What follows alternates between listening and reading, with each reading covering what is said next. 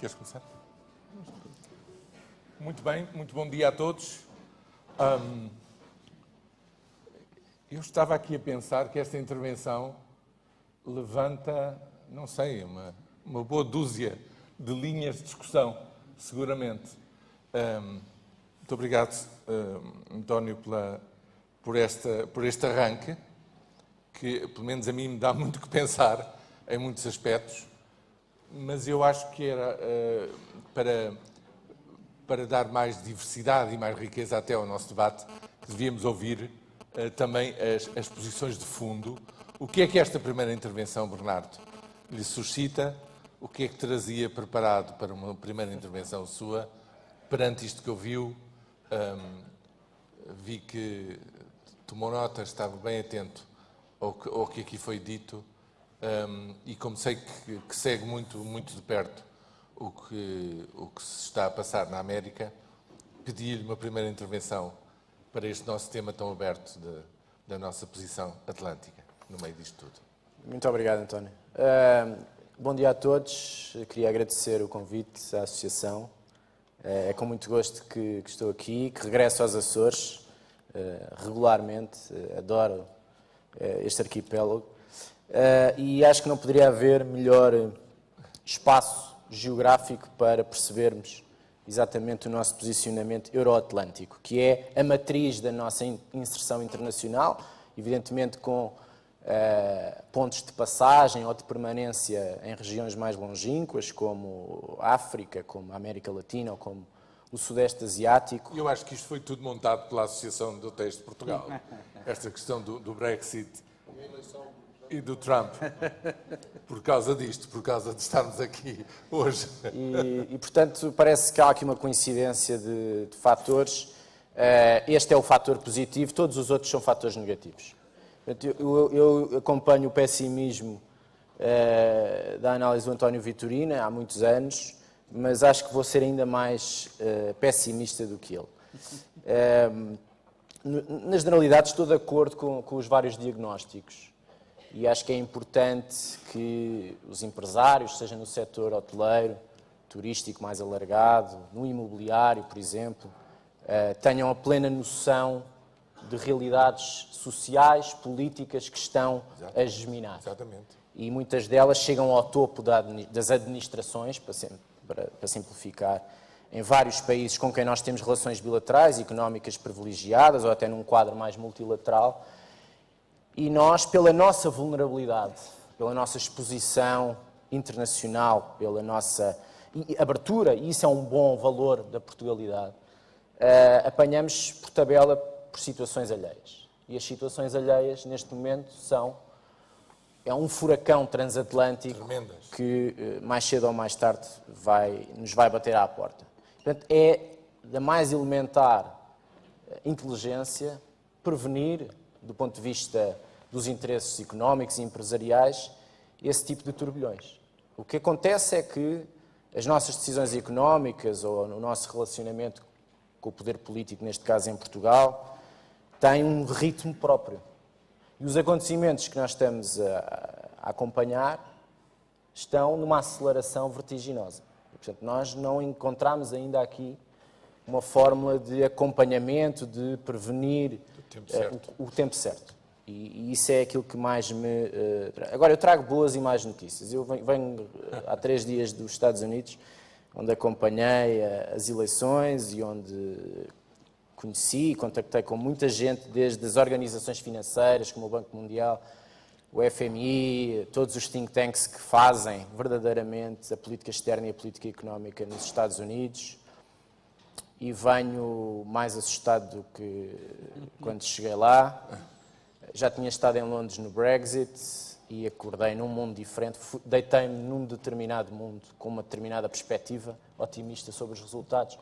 E às 6 da manhã o mundo era outro. É este grau de imprevisibilidade que eu acho que é importante que um empresário, seja em que setor atue, tenha bastante presente. Quer dizer, é a prevenção dos riscos. E a prevenção dos riscos, sejam eles do campo político, vindos do campo social, do campo económico, têm ou balizam o nosso risco de investimento, o nosso risco de parcerias com determinada geografia ou não. Isso acho que é um raciocínio muito interessante. As boas notícias, normalmente começa-se pelas más, mas eu vou começar pelas boas. As boas notícias eu dividiria em 3. Faria aqui, dentro deste espaço euroatlântico, uma análise da última década, em 3 vetores. Em primeiro, eu penso que o Atlântico, ao contrário de muita narrativa, não é um espaço em declínio. E nem acho que haja aqui, e se existe no mainstream analítico e até Vox Populi, um certo jogo de soma nula entre a ascensão asiática e o declínio ocidental, eu não partilho nada dessa dicotomia e acho que as duas regiões podem coabitar.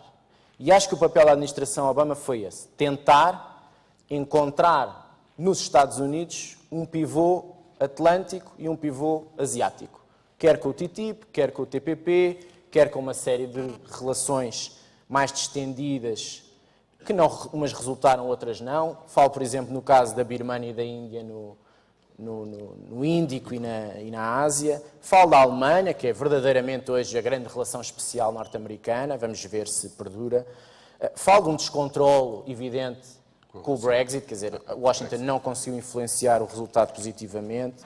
Não partilho de um certo pós-europeísmo da administração, também é comum na análise, de que a administração Obama foi pós-europeísta, não concordo com isso, e vou apresentar alguns números que refutam essa tese.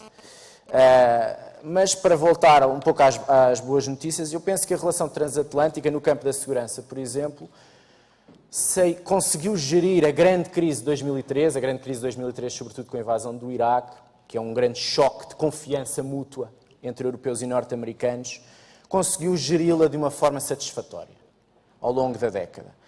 Em segundo lugar, o Atlântico tornou-se num espaço de afirmação. É um espaço silencioso de afirmação e por isso é que parece não dá nas vistas e nós tendemos a valorizar ou a hipervalorizar aquilo que está a acontecer na Ásia e no Pacífico. É evidente que há uma certa estagnação ou até uma anemia económica, mas se repararmos, por exemplo, na revolução energética em curso, há uma autonomia no gás e no petróleo e até na produção e até a exportação norte-americana no Canadá e no México. Portanto, há uma revolução em curso. 70% das energias e da produção, da capacidade instalada conhecida nas energias ditas renováveis, alternativas, estão concentradas no Atlântico Sul. As grandes bacias de petróleo e de gás de xisto mundiais estão concentradas nas costas do Atlântico Norte e do Atlântico Sul. Há uma estabilidade interestadual entre as margens, entre as grandes metrópoles, entre as grandes potências. Não há propriamente um congestionamento do tráfego, até porque não existem estreitos propriamente que bloqueiem o comércio marítimo, que é 90% do grosso do comércio internacional. Isto é o quadro completamente inverso do que se passa na Ásia-Pacífico, onde há um congestionamento brutal em infraestruturas, logística e trânsito comercial, há uma instabilidade de disputa de soberanias, coisa que não existe no Atlântico, há uma tensão pela ascensão chinesa que não existiu nas últimas décadas com a ascensão americana no Ocidente, e, portanto, o potencial de atrito na Ásia, que é inimiga do crescimento, da estabilidade interna e do investimento, é muito maior do que no Atlântico. E, portanto, é preciso ver isto um pouco num quadro comparativo. Em segundo lugar, o comércio transatlântico. O comércio transatlântico, desde 2000, e eu tenho aqui alguns números e para frisar precisamente essa importância dos Estados Unidos neste comércio atlântico, como uma grande nação comercial, nós temos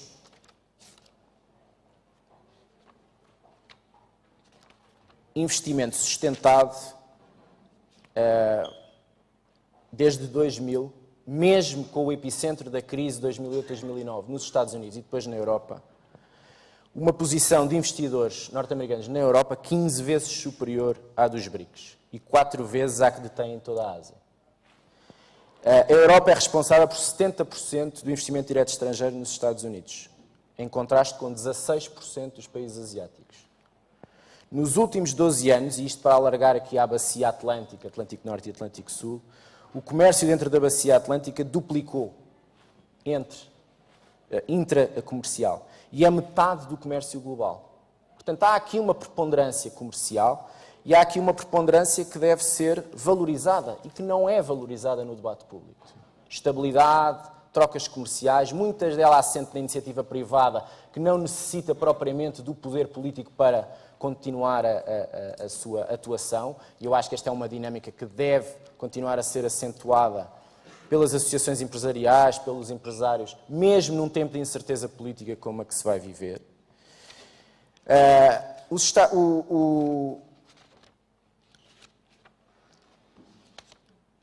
Tinha aqui uns dados, mas eu já nem percebo a minha letra.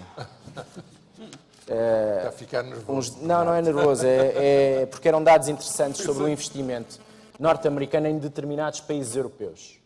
E o que nós verificamos é que, nomeadamente, os países atlânticos, e Portugal aqui eu penso que tem uma relação bilateral com os Estados Unidos, em crescimento, foi de certa maneira um pouco depauperada nos últimos 5, 6 anos e agora está a ter outra alavancagem, não está a conseguir integrar-se nesse circuito atlântico. Quando eu falo do circuito atlântico, falo da Irlanda, falo do Reino Unido, falo sobretudo da Holanda, onde o investimento direto estrangeiro americano é 7, 8, 9, 10 vezes superior, reiteradamente, ano após ano, desde 2000, desde que existem dados sobre a economia transatlântica, sustentadamente nestes valores, superior àquilo que os Estados Unidos investem nos grandes países asiáticos. Portanto, a economia transatlântica é estrutural à economia norte-americana e é estrutural à estabilidade, ao progresso destes países atlânticos europeus que eu frisei. Portugal, que tem, aliás, uma balança comercial positiva com os Estados Unidos, é a única com as grandes potências, para falar aqui dos BRICS, é a única balança comercial digna desse registro, com volume de negócios interessante e positiva, poderia, do ponto de vista político, do ponto de vista científico, tecnológico, social, com a diáspora, com os congressistas de origem açoriana ou de outras paragens, ter uma dinâmica bilateral muito superior. Até porquê? Porque esta lógica pós-Trump no sentido em que ele toma posse, vamos ver em que condições, e pós-Brexit, que também é uma negociação que vai correr tremendamente mal para todos os lados, mas sobretudo para o Reino Unido, vai ditar um comportamento nas relações internacionais motivado pelos Estados Unidos, mas também pela Rússia, pela Turquia, absolutamente transacionável. É um pouco como Donald Trump olha para os seus negócios. Isto é um jogo de eu pago o que tenho para pagar no sentido do investimento, vocês contribuem com a outra parte e no final eu ganho. E devo ganhar a maior parte das vezes, porque senão sou um mau empresário. Porque senão retiro-me do negócio. Retiro-me do negócio. O que acontece é que ele vai trazer essa lógica, evidentemente com todas estas dinâmicas republicanas, que não são todas convergentes, nem coincidentes. Eu ainda tenho alguma esperança em que a grande oposição no sistema americano venha dentro do bom Partido Republicano. E nesse sentido, essa visão transacionável dos negócios é uma visão que vai ser trazida para a política e para as relações internacionais. Um esvaziamento das relações multilaterais e um aprofundamento, nos termos sempre de ganho e proveito para os Estados Unidos, para o interesse nacional americano, das relações bilaterais. E aí nós temos que perceber como é que nós tiramos vantagem desta lógica nova. Eu acho que nós temos aqui no quadro atlântico mais alargado boas dinâmicas bilaterais, mas temos que trabalhá-las muito melhor. Para terminar, só com as más notícias. Sim. Portanto, há aqui boas notícias. No plano da segurança ultrapassámos a grande crise, no plano do comércio conseguimos bons valores mesmo com o epicentro da crise. Há uma ascensão, ou pelo menos uma ascensão silenciosa do Atlântico, que nos permite ter alguma geografia de proximidade com muito interesse nas relações económicas, empresariais, etc. Mas há muito mais notícias. E as más notícias vêm exatamente dos últimos meses, que são uma consequência de um determinado tipo de destapar de uma tampa social, económica, que não resulta necessariamente dos excluídos da globalização, dos descamisados. A maior parte do eleitor do Brexit no norte de Inglaterra são agricultores e os grandes beneficiários dos fundos comunitários da União Europeia no campo da agricultura, e mesmo assim votaram contra os seus próprios interesses. Em si. Portanto, nós temos aqui um problema muito mais enraizado, é um problema de natureza identitária, uma natureza que tem repulsa em relação à imigração, à mescla identitária em que os países se estão a tornar. Eu vejo isso com a maior das tranquilidades, até porque Portugal beneficia de uma política de integração bem feita e não tem problemas, mas reconheço que isso é um problema político que não está a ser dirimido, sobretudo pelos partidos moderados, e depois os outros extremos aproveitam esse discurso para encontrar fórmulas de sucesso eleitoral. Portanto, nesse sentido, havia já aqui, há algum tempo, este tipo de discurso pela identidade, pela pureza da nação, seja ela mais branca, seja ela mais inglesa, seja ela mais working class americana, contra determinado tipo de mescla identitária. Portanto, este pós-Brexit e pós-Trump são farinha do mesmo saco, para simplificar. E tem uma Rússia, digamos, a comportar-se da mesma maneira no plano internacional, tem uma China a comportar-se da mesma maneira, do ponto de vista estratégico, evidentemente com interesses diferentes, mas a natureza do exercício do poder político é a mesma, e a Turquia. E nós temos aqui derivas no plano comunitário também preocupantes, porque mesmo que França ou a Alemanha, o Reino Unido já está nessa deriva, não nos pareça que primem pelo mesmo diapasão, em 6 meses, 12 meses, podem entrar nessa deriva com os ciclos eleitorais que aí vêm. A Holanda pode entrar nessa deriva com o ciclo eleitoral que aí vem. A Itália pode vir por aí fora.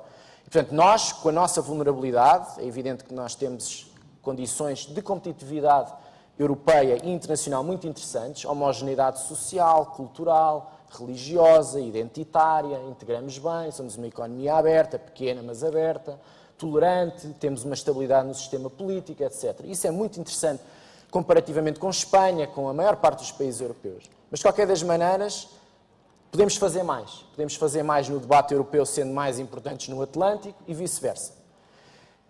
A segunda má notícia é que este radicalismo, esta ascensão do ódio, do discurso do ódio, que já está muito marcado nos primeiros dias a seguir à eleição norte-americana, nos Estados Unidos, e não é na América Profunda, é na costa oeste e na costa leste, desde suásticas a serem pintadas nos muros das igrejas, desde white power espalhado por todo o lado, desde o regresso daquele discurso pré-Martin Luther King, há lugares no autocarro para determinado tipo de pessoas, alunos em escolas públicas ou privadas que se viram para os professores, e estou a falar de um estado progressista como a Califórnia, que viram para professores latinos e dizem, a partir de agora não te ouço mais, vai para a tua terra. Portanto, nós estamos aqui, com esta eleição, a legitimar no topo, porque esta receita foi uma receita de sucesso eleitoral, um discurso do ódio que pode ser incontrolável, e já está a ser incontrolável do ponto de vista do poder político. Não vai ter mão neste tipo de dinâmica. E isto é evidente que traz insegurança aos países, aos investimentos, ao fluxo comercial e de livre circulação de pessoas, que é aquilo de que vive o turismo e da confiança entre parceiros. Acho que vai haver uma grande derrapagem orçamental nos Estados Unidos. Acho que vai haver uma grande derrapagem orçamental, económica, deslocação de empresas em Inglaterra, sobretudo. E vale a pena dizer que isto é verdadeiramente um problema de Inglaterra e já nem tanto das outras nações do Reino Unido. E essa nova era, só para terminar, desta lógica transacionável e pouco cuidada, pouco sensata das relações internacionais, para a qual nós temos que encontrar fórmulas de inserção também. Muito obrigado. Muito bem. Bom dia a todos.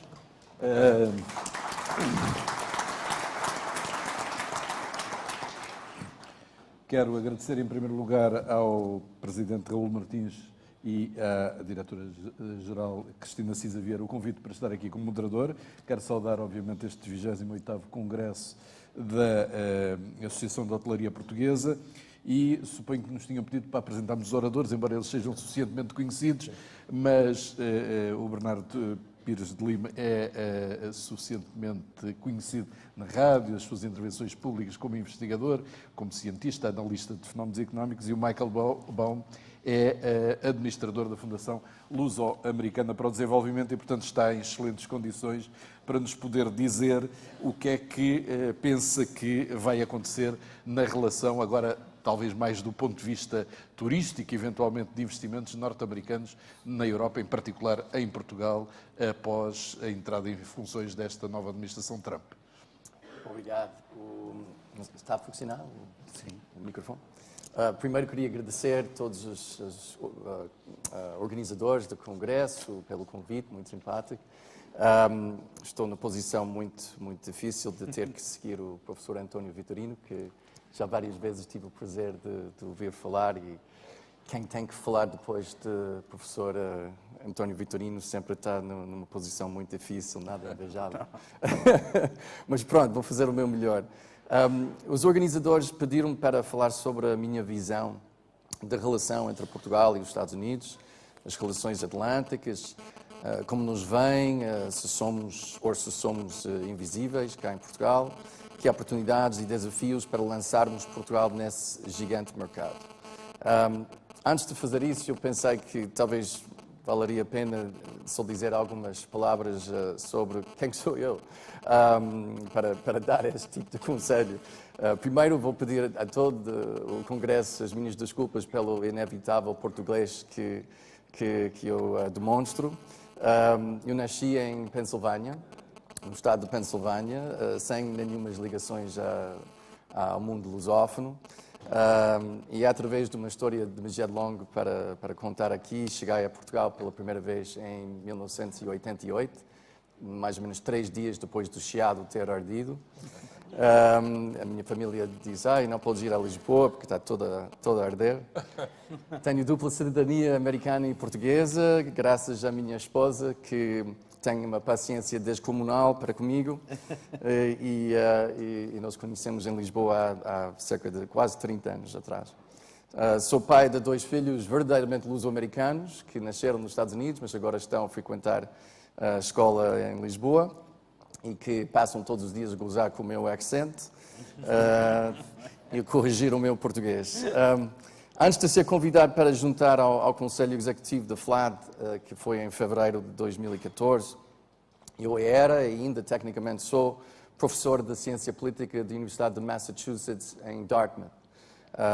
E o UMass Dartmouth está localizado dentro da maior comunidade de portugueses e lusófonos da América do Norte, que é o sul de Massachusetts, o South Coast e o estado de Rhode Island.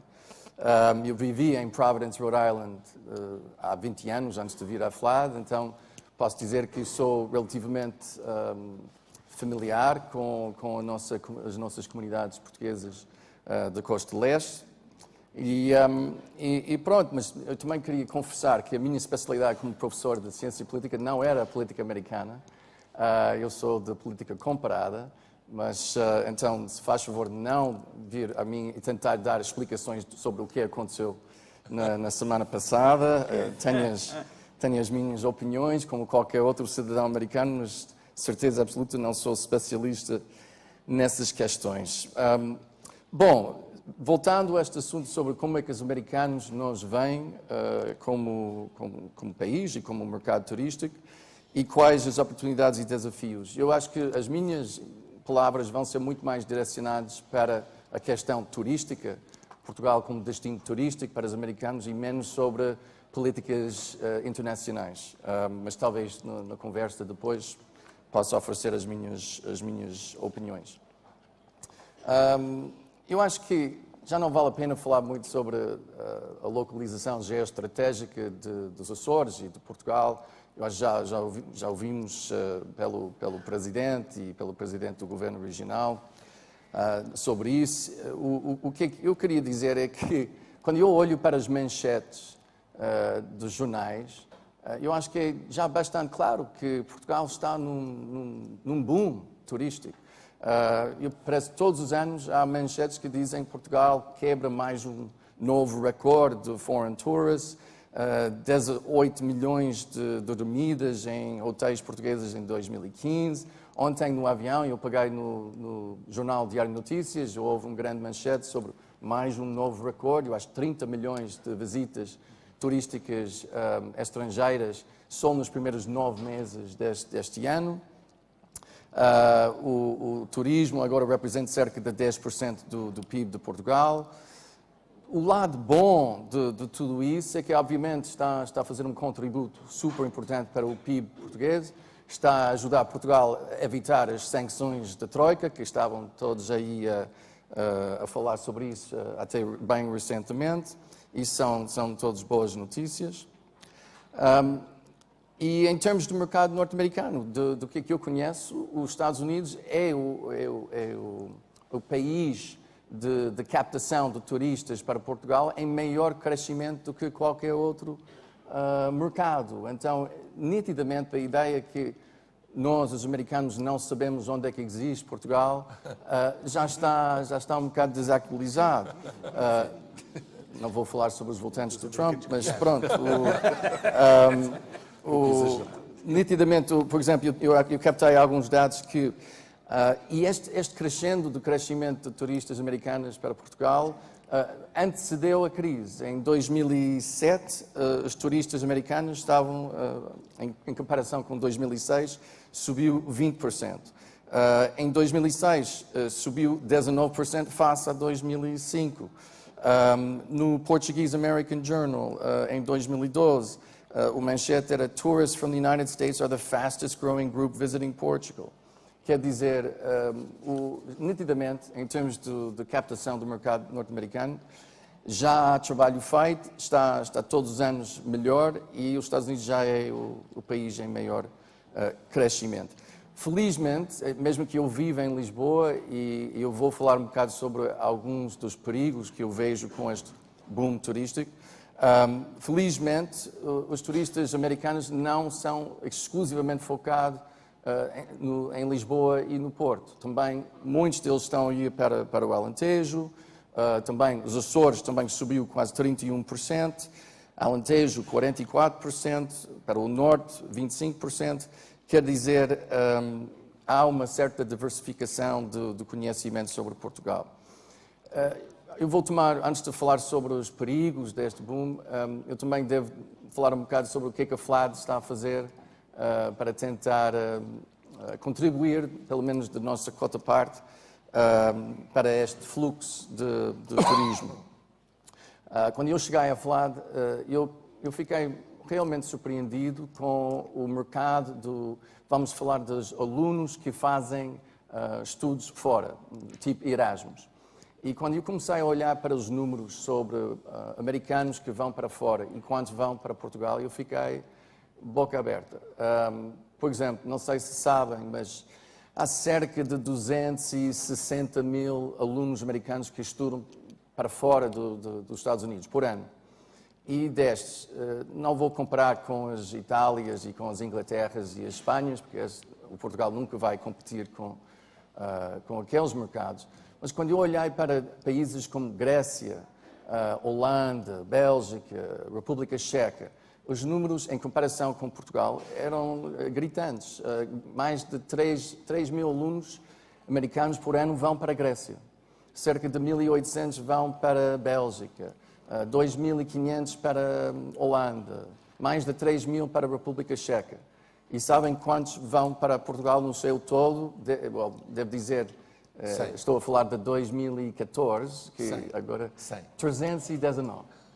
300. Mas isso não é o American Field Service? Não, este é study abroad, quer dizer, alunos americanos que fazem um semestre ou fazem uma temporada fora.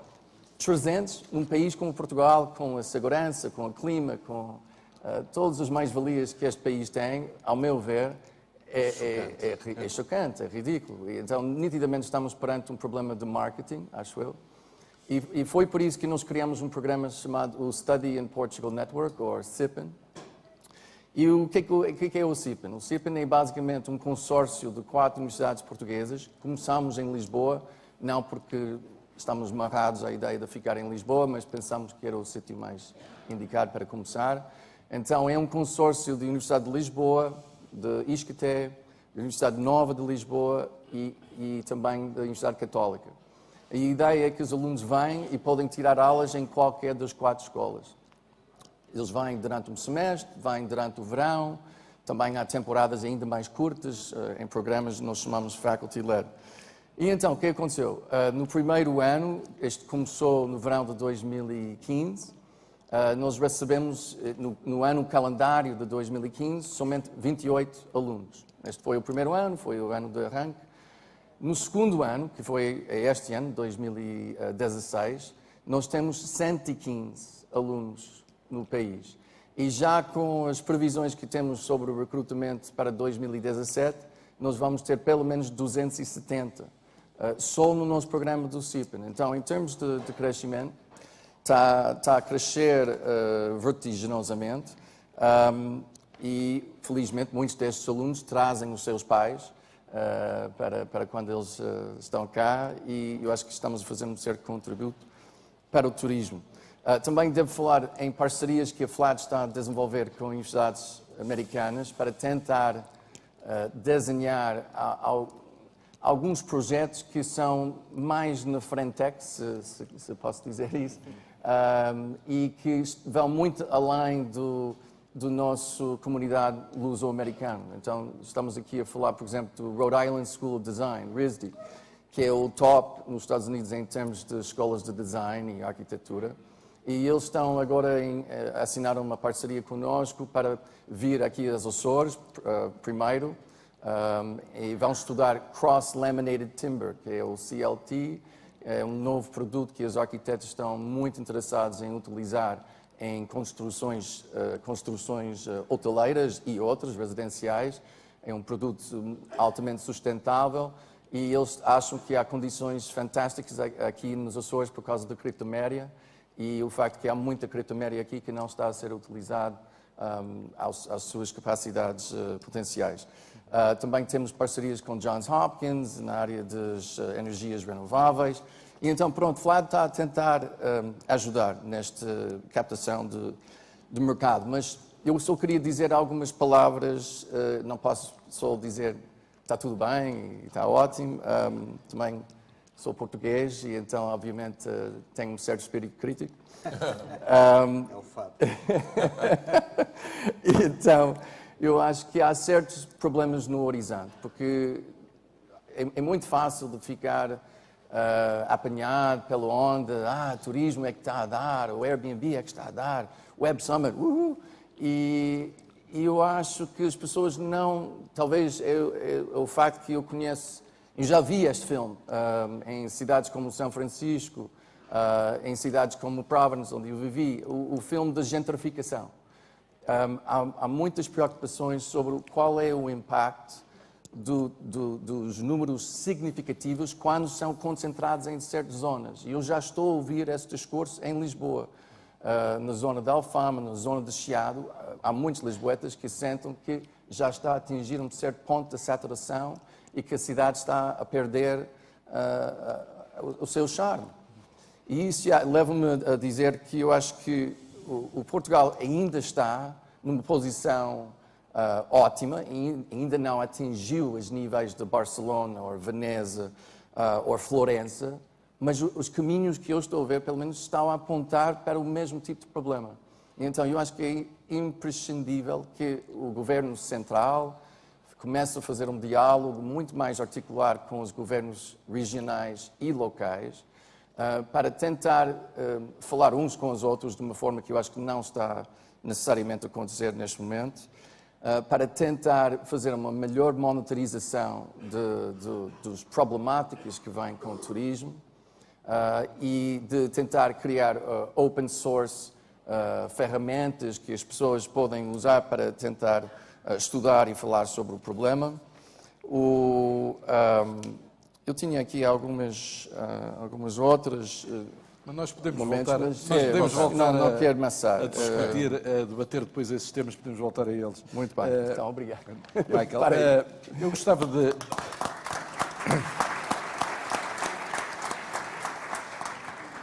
Eu gostava de colocar ao Dr. António Vitorino duas questões. Uma tem a ver com o facto de ter dito que estava resolvido o nosso problema de vocação, se somos atlantistas, se somos europeístas, que isso estava resolvido. Ora, eu quando estava a ouvir o engenheiro Raul Martins, pareceu-me que ele assinalou claramente a vocação atlantista de Portugal como bastante importante. Enfim, não sei se a sua intenção seria colocar-se do lado mais dessa área, mas acho que esse debate, se calhar, não está completamente encerrado. A segunda questão que eu gostava de lhe perguntar, e acho que isso interessa a todos os empresários, todos os investidores, é que, de acordo também com o que disse, o programa da administração Trump vai conduzir à inflação dos Estados Unidos. E ao conduzir a inflação dos Estados Unidos vai conduzir ao aumento das taxas de juros. E ao conduzir ao aumento das taxas de juros isso vai ter implicações na Europa. Ora, sabemos que na Europa o Banco Central Europeu estava a preparar para abandonar a compra de títulos de dívida pública, algures para março ou maio do próximo ano. Bom, se concretizarem estes efeitos, vai haver claramente uma subida das taxas de juros na União Europeia e com particular incidência em Portugal. Gostava que tentasse abordar estas duas questões para saber se é bom tempo para fazer investimentos ou se, pelo contrário, mais uma vez, vamos ter de aguardar para ver o que vai acontecer. Com todo o gosto. Em relação à primeira questão, talvez a leitura que eu faço seja muito influenciada por uma interpretação geracional. Sinceramente, eu creio que a angústia da minha geração em relação a modelos alternativos não é reproduzível nas gerações mais jovens, que são gerações claramente ancoradas no projeto europeu e para quem não há contradição entre ser um país da União Europeia e manter uma forte componente atlântica e uma forte ligação ao mundo lusófono. O que vai vir aí é um outro debate. É daqueles que acham que o país deve sair da zona euro, no mínimo, ou da União Europeia. E esse debate é que vai alimentar aquilo que eu acho que são fantasias de pensar que há modelos alternativos integrais, como seja, por exemplo, um admirável mundo novo atlântico que fosse substitutivo da nossa integração europeia, ou uma mirífica Commonwealth económica do espaço da CPLP, cujo estado das economias brasileira e angolana desaconselha vivamente. Portanto, moçambicana. Sim, mas o moçambicanista aparece sempre como um parente mais pobre, não é? Angola e Brasil aparecem sempre como os ex-libres.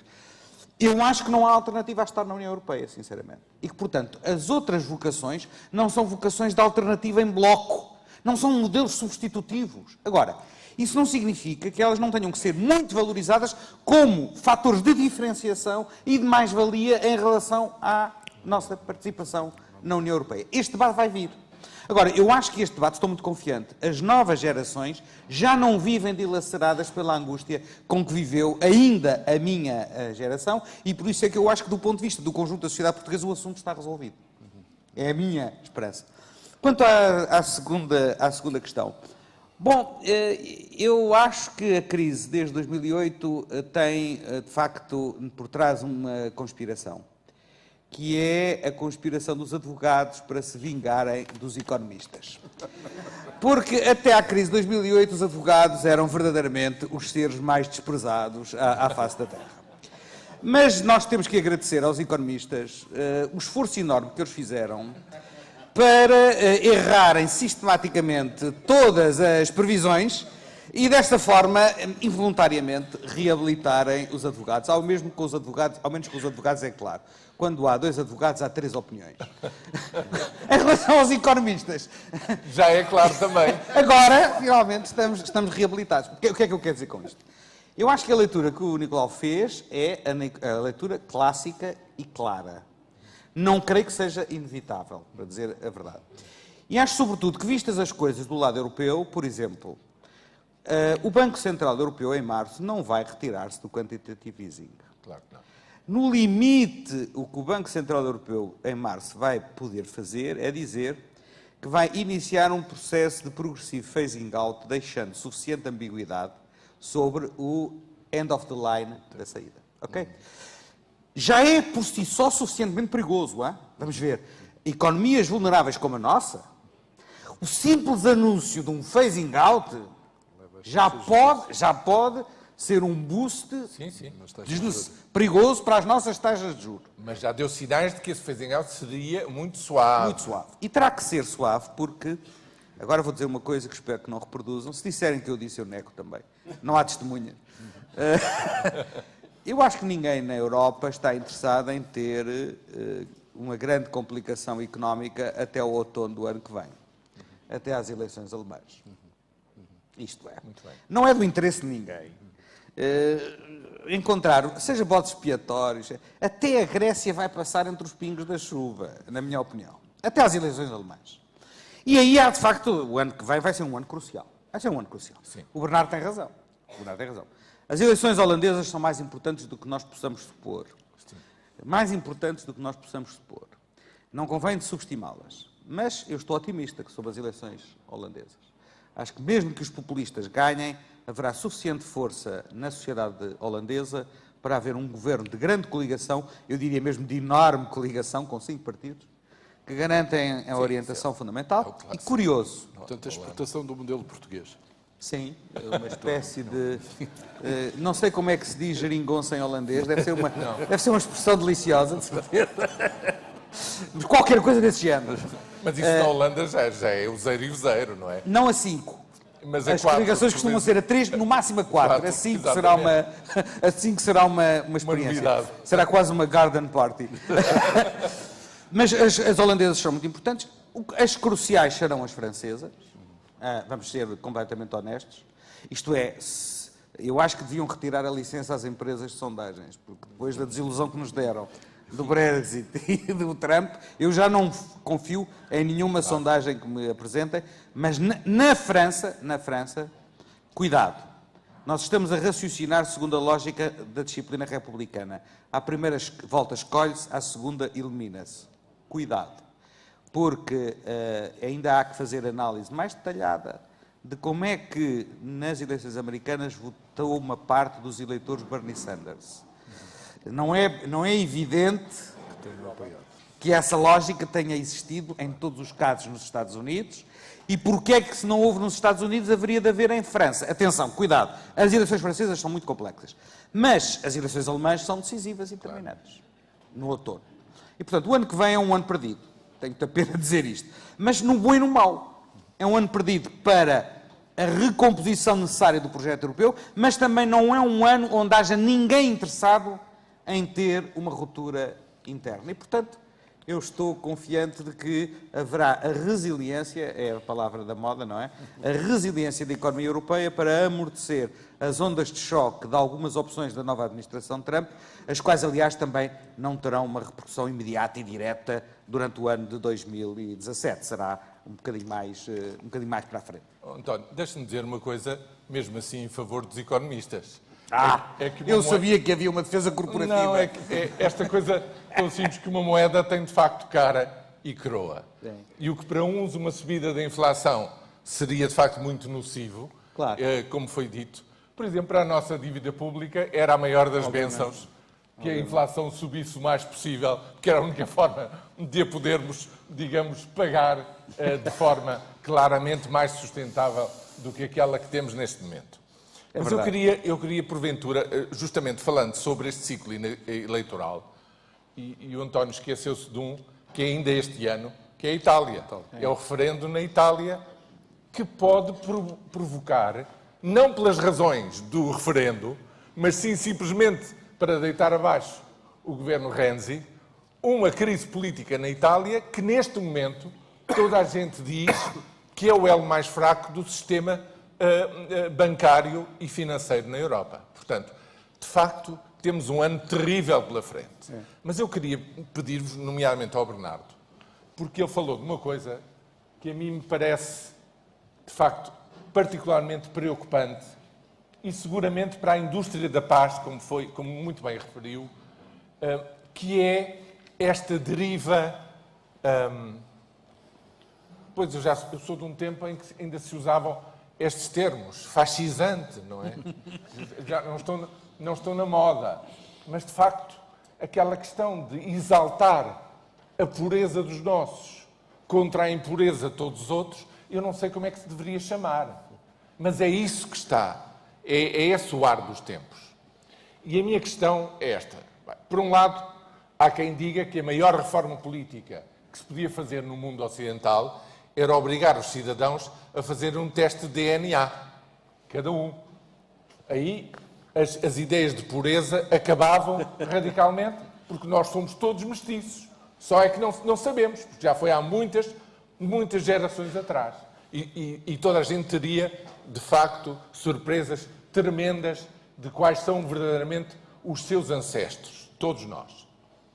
A questão que eu ponho é esta. Por mais que a senhora Merkel volte a ganhar, como se espera, no próximo ano, é um governo mais fraco do que atual.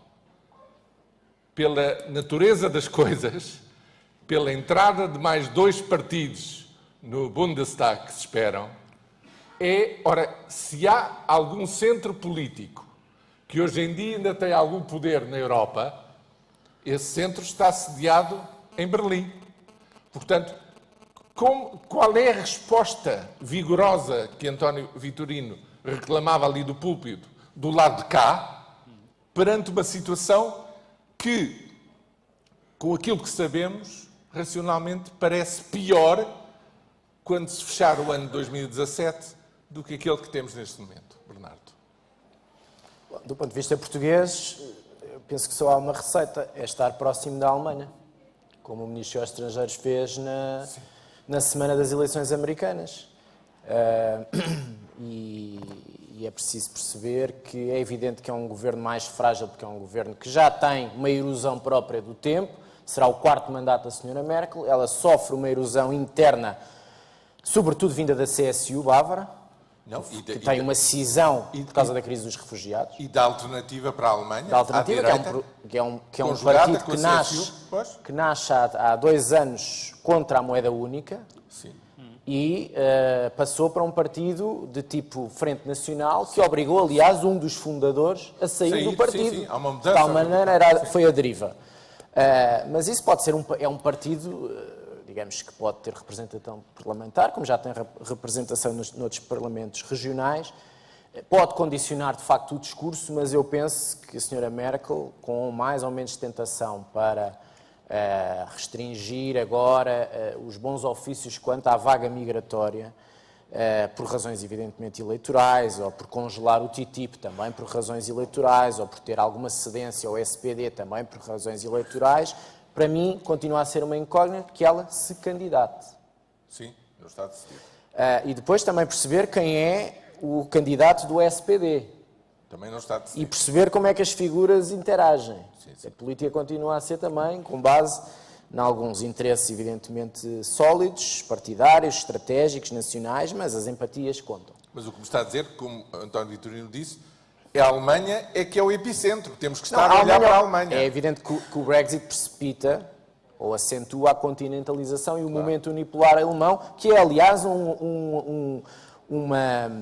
uma característica da política europeia atual, maldita para os alemães, porque eles não querem unipolaridade nenhuma, eles não querem o fardo isolado de todos os problemas, de todas as soluções que devem ser apresentadas para salvar a coesão europeia. Eles querem alguma partilha de esforço, tal como os americanos também querem, nomeadamente no campo da segurança, partilha de esforços, que, a meu ver, não vão ser atendidos, pelo menos no calendário que esta administração vai querer. Isso traz enormes prejuízos. Eu acho que o quadro italiano... Deixa-me perguntar-lhe, então, como é que se explica a posição alemã na eleição para o secretário-geral das Nações Unidas? Se calhar não se explica mesmo. A posição alemã é uma posição, a meu ver, que é uma posição de bastidores da Comissão Europeia numa tentativa de... que eu acho que até é uma tentativa interessante. A melhor coisa que aconteceu a António Guterres foi a entrada da senhora Georgieva, o primeiro ponto que eu gostava de frisar. Em segundo lugar, porque eu acho que a senhora Georgieva esteve muito mais interessada em ser número 2 do Banco Mundial do que na Secretaria-Geral das Nações Unidas. É um caminho Jogou bem tortuoso. nesse sentido. Um caminho tortuoso. Correu para chegar tudo lá. bem a toda a gente. Em terceiro lugar, acho que a jogada era a substituição do Sr. Juncker, que eu acho que é uma substituição necessária, exatamente para ir ao encontro desta geração, que eu acho que já são 2 gerações, a geração que não é eleitora militante, mas que cresceu e nasceu no espaço da livre circulação, que alimenta o Erasmus, que alimenta o Interrail. Eu faço parte dessa geração, eu fui estudante de Erasmus, fiz 3 Interrails. Para mim é impensável qualquer tipo de barreira, não é só no espaço comunitário, mas é na livre circulação internacional. Eu não vejo nada disto compartimentado e acho que os empresários também não veem, que é uma lógica de oportunidade, de geografias apetecíveis mais ou menos próximas, e é isso que conta. Mas não se esqueça a minha pergunta. Como é que se sustenta esta vaga de ódio ao outro? Isso é a pergunta para $1 milhão. Nenhum partido moderado tem tido a receita para isso. Até é preciso uma transformação das propostas moderadas. Eu sou pródigo a fazer perguntas. Que elas são... Não, essa é a pergunta difícil. É a pergunta que nenhum político sensato, europeísta, digamos de uma forma clássica, para simplificar os termos, e que deve vencer o debate pelos argumentos benévolos da moderação política e da tolerância, está a conseguir fazer. Claro. O Partido Socialista francês, no campo da segurança interna, tem propostas próximas da Frente Nacional. Portanto, nós aqui já não distinguimos quem é moderado, quem é que é radical. A senhora Le Pen, como os grandes partidos da extrema-direita, já não são extrema-direita, são um catch-all party que vai buscar antigos eleitores comunistas, antigos bastiões da classe operária, etc. Aliás, também justifica a vitória de Donald Trump. Ele vai buscar a Rust Belt, vai buscar a determinados setores latinos, tem 48% no eleitorado feminino, depois da campanha toda que fez, portanto, tem nos vencimentos, nos rendimentos acima dos $250 mil anuais, uma muito interessante adesão. Portanto, não é o descamisado que ficou sem emprego nas zonas, nos estados industriais, Michigan, Wisconsin, Pensilvânia, Ohio. Não é só isso que justifica, é uma coisa muito mais vasta, muito mais enraizada. Isso preocupa muito mais do que ser um epifenómeno. É evidente que ele pode ser um epifenómeno político porque pode gerir de tal maneira as coisas. Os conflitos de interesses empresariais e políticos são enormes, nomeadamente com a Rússia e com a Turquia, onde ele tem, curiosamente, no campo da hotelaria, do império hoteleiro dele, enormes interesses e enorme conflito de interesses políticos. Portanto, isto vai ser uma atrapalhada pegada, como já está a ser no caso da equipa de transição, das nomeações. Quer dizer, isto vai correr tudo muito mal. Tem um impacto no clima económico. E eu, apesar de tudo, acredito que há uma diferenciação para a hotelaria, para o turismo.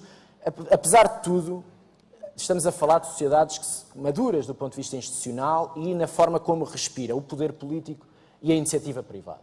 Nós estamos a falar aqui de autocracias, de ditaduras, onde tudo se mistura. De qualquer das maneiras, estes conflitos de interesses de um presidente eleito, uma equipa de transição que tem 3 filhos e um genro, isto não é bem um modelo americano. Isto está mais próximo. Nem o Sr. Putin pôs a filha em lado nenhum. Portanto, isto é assustadoramente preocupante, vindo de quem vem, vindo deste sistema, que é um sistema farol do Ocidente, em muitas matérias, e, portanto, está a autoflagelar-se. Isto preocupa-me bastante. Muito bem, deixe-me perguntar ao Michael, assinalou o facto de o turismo americano estar a crescer muito para Portugal. Eu e o António assistimos, e provavelmente o Michael, a sucessivas campanhas dos nossos organismos relativamente ao mercado americano, pelas mais diversas formas. E, no entanto, até porque está aqui o Sr. David Neilman, de repente parece que a abertura de uma série de rotas para os Estados Unidos está a fazer mais do que todas as campanhas anteriores de promoção do turismo em Portugal.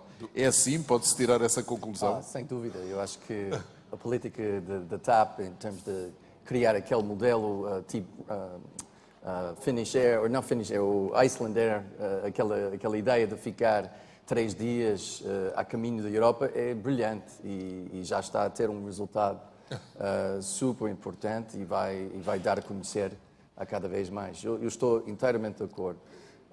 E eu acho que as companhias aéreas, obviamente, eles estão à procura de trazer mais clientes e isso é bom e importante.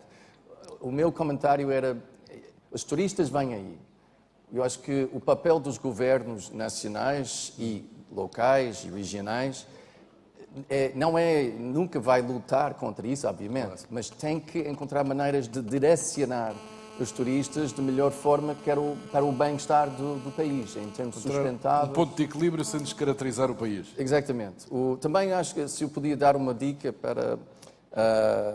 para os agentes turísticos em Portugal, eu acho que vis-à-vis o mercado norte-americano, deviam também utilizar os recursos grátis que têm à sua mão. Por exemplo, a Embaixada dos Estados Unidos e os seus serviços comerciais, Laura Baker. Temos aqui Elizabeth Connick, o cônsul de Ponta Delgada, que é outra pessoa que conhece muito bem o mercado norte-americano. Até a FLAD, eu estou inteiramente disponível para dar os conselhos que posso dar sobre a segmentação do mercado norte-americano.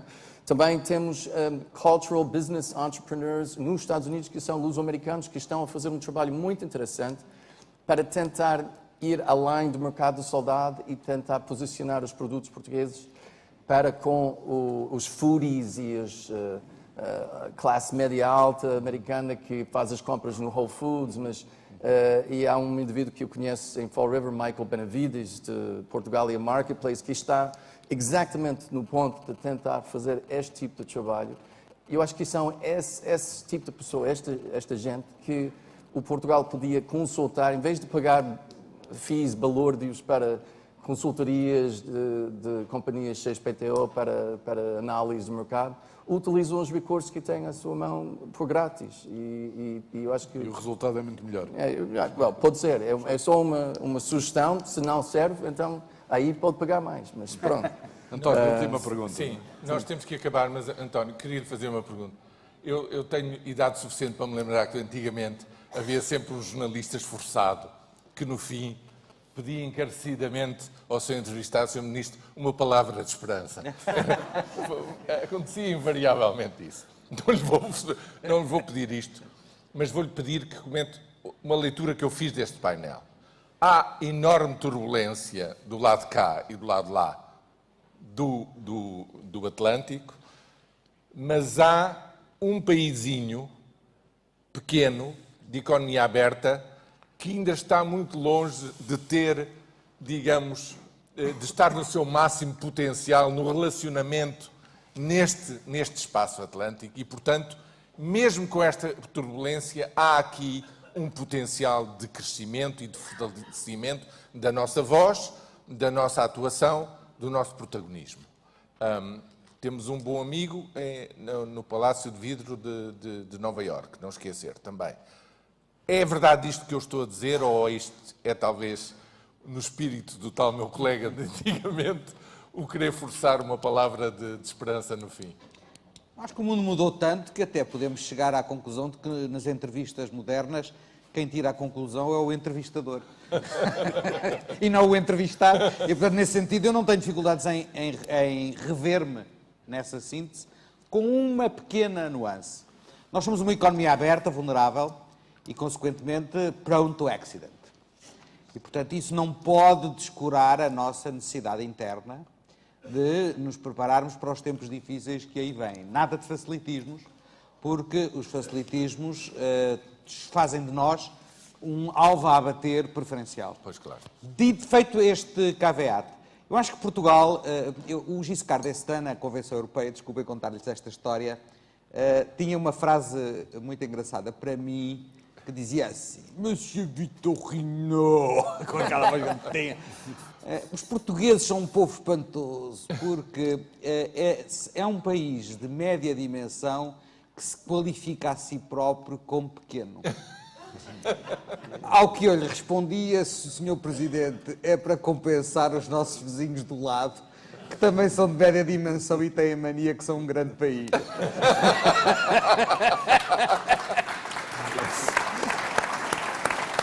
Mas já tiveram mais, já tiveram mais. É verdade, ao menos isso.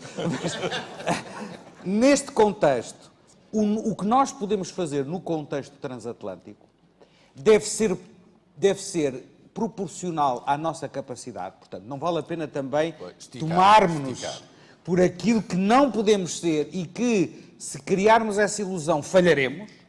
Mas também, como dizia há pouco o Vasco Cordeiro e com razão, nenhuma negligência nem nenhum desleixo é consentido em relação à relação transatlântica, neste particular momento da relação transatlântica. Porque não nos podemos colocar na posição confortável de dizer Trump de um lado, europeus do outro. O que é que podemos fazer? Não. Só sai derrotado quem desiste de lutar, e a relação transatlântica vale a pena a luta do país inteiro. Muito bem, Muito foi obrigado. uma excelente sessão. Uma grande salva de palmas para os nossos oradores. Muito obrigado.